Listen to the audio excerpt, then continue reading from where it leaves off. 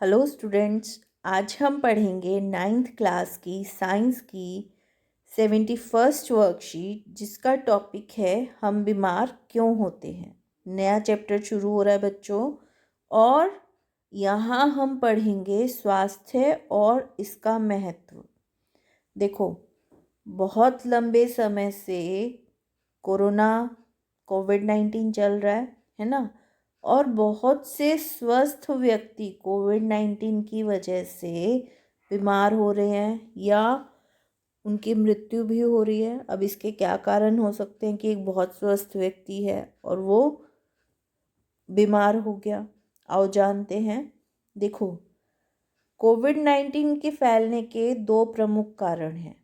सबसे पहला लापरवाही और दूसरा कम रोग प्रतिरोधकता।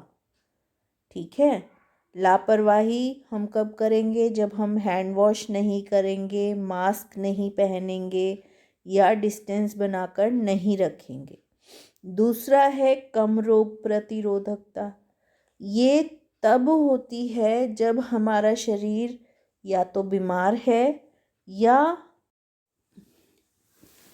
अब देखो, WHO के अनुसार कोई भी व्यक्ति शारीरिक, मानसिक और सामाजिक तीनों रूप से सही है तभी वह स्वस्थ कहलाता है। स्वास्थ्य केवल व्यक्तिगत तौर पर नहीं हो सकता, क्योंकि आसपास की स्थिति और वातावरण पर भी निर्भर करेगा।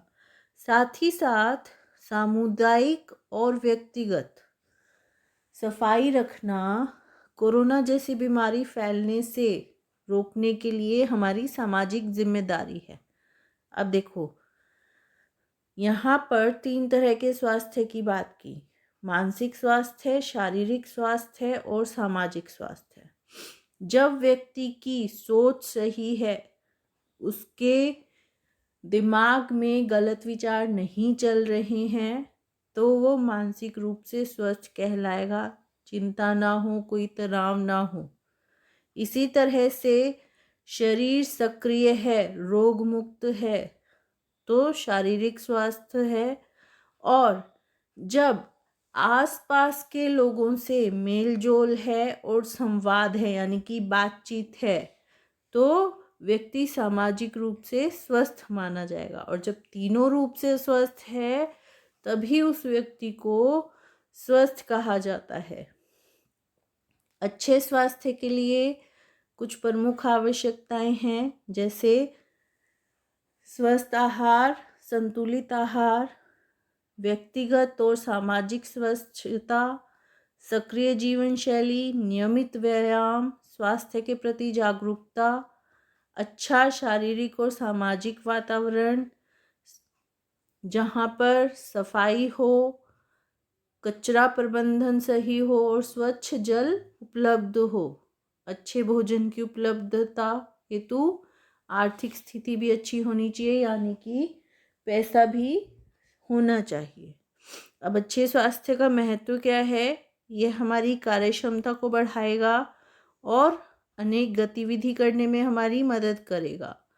आसानी से सामाजिक और मानसिक दबाव का हम सामना कर पाएंगे और जीवन आनंद में, यानी कि खुशहाल बनेगा। और केवल एक स्वस्थ व्यक्ति ही खुश रहेगा और समाज को अपना योगदान दे पाएगा। तो अच्छा स्वास्थ्य सिर्फ खुद के लिए ही नहीं है, बल्कि अपने समाज और देश के लिए भी है। अब देखो, स्वस्थ होने में और रोग मुक्त होने में फ़र्क है, क्योंकि जैसे बुखार हुआ है ना, तो उसके कुछ दिन बाद तक भी क्या हम स्वस्थ हो पाएंगे? हम रोग मुक्त तो हो गए क्योंकि हमारा बुखार चला गया, पर शरीर पूरे तरीके से स्वस्थ नहीं हुआ, कमजोरी बनी हुई है ना। तो स्वस्थ होना ज़रूरी है। अब कोई व्यक्ति जो काम हर रोज करता है और वो नहीं कर पा रहा है, तो भी वो स्वस्थ नहीं माना जाएगा। ठीक है ना। और ज़रूरी नहीं कि हर व्यक्ति हर एक काम को कर सके, क्योंकि कुछ व्यक्ति किसी काम को अच्छे से कर पाते हैं और कुछ नहीं कर पाते। अब देखो कुछ प्रश्न हैं। स्वास्थ्य क्या है, इसका महत्व लिखिए। जब भी कोई व्यक्ति मानसिक, सामाजिक और शारीरिक रूप से स्वस्थ होगा तो वो उसका स्वास्थ्य कहलाएगा। और महत्व क्या है, अगर एक व्यक्ति स्वस्थ है तो हमारे देश और समाज के लिए बहुत अच्छा है। अगर एक व्यक्ति स्वस्थ है तो हमारा समाज और देश भी स्वस्थ होगा। रोग मुक्त होना स्वस्थ होने से किस प्रकार अलग है, स्पष्ट करें। मैंने अभी बुखार का उदाहरण समझाया कि बुखार अगर उतर गया है तो शरीर क्या हुआ, रोग मुक्त हो गया, परंतु उसकी कमजोरी से निकलने में कई दिन लगेंगे, तो वो स्वस्थ होने से अलग होगा, है ना। और स्वस्थ होने के लिए मानसिक, शारीरिक और सामाजिक तीनों रूप से स्वस्थ होना आवश्यक है। अच्छे स्वास्थ्य के लिए ऊपर दी गई प्रमुख आवश्यकताओं के अतिरिक्त क्या कुछ अन्य आवश्यकताएं हो सकती हैं, सोचकर लिखिए। देखो हमने यहाँ पढ़ा स्वस्थ और संतुलित आहार, व्यक्तिगत और सामाजिक स्वस्थता, सक्रिय जीवन शैली, नियमित व्यायाम, स्वास्थ्य के प्रति जागरूकता, अच्छा शारीरिक और सामाजिक वातावरण, अच्छे भोजन की उपलब्धता हेतु अच्छी आर्थिक स्थिति। तो इसके अलावा भी कुछ और आप सोच सकते हैं तो लिखिए।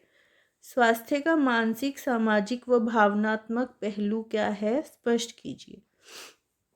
देखो मानस यानी कि हमारा दिमाग, अगर व्यक्ति चिंता नहीं कर रहा, तनाव महसूस नहीं कर रहा तो मानसिक रूप से स्वस्थ है।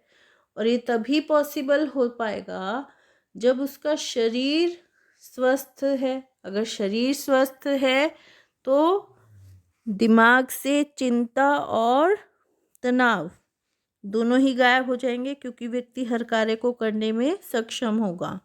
और जब व्यक्ति शारीरिक और मानसिक रूप से स्वस्थ होगा तो अच्छी सोच रखेगा और अपने आसपास के लोगों से व्यवहार भी सही करेगा, है ना।